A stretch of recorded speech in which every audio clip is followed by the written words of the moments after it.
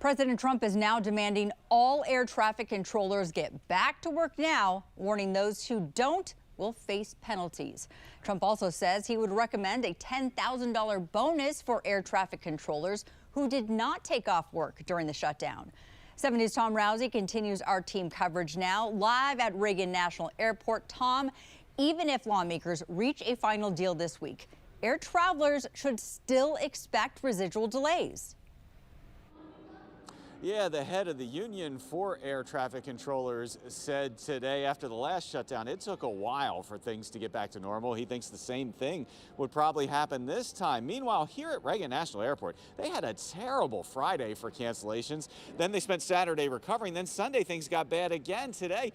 Again, you see a lot of orange on this board. I just checked a short time ago, 88 cancellations so far today. While that's better than yesterday and Friday, it is still more than twice what has been seen at BWI Marshall and Dulles today. Travelers at Reagan National Airport Monday were still dealing with dozens of cancellations, but at least it was better than the weekend. There were over 140 cancellations to and from DCA Sunday, and per FlightAware on Friday, National had more cancellations than any airport in the world. Took me. They announced, sorry, canceled. No flights are going out until the next day. Talia Havivi says she wound up having to take Amtrak here from Boston. Went to the train station, took an 8-hour train.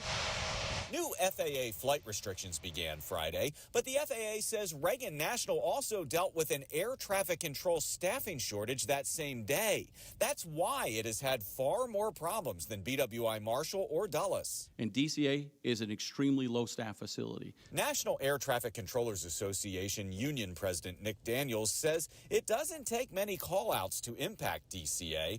Monday, controllers did not receive their second scheduled paycheck, and the paycheck before that was partial. Yesterday, my kids asked me how long we could stay in our house. Having to answer that question was heartbreaking. But 41 days without pay is unacceptable.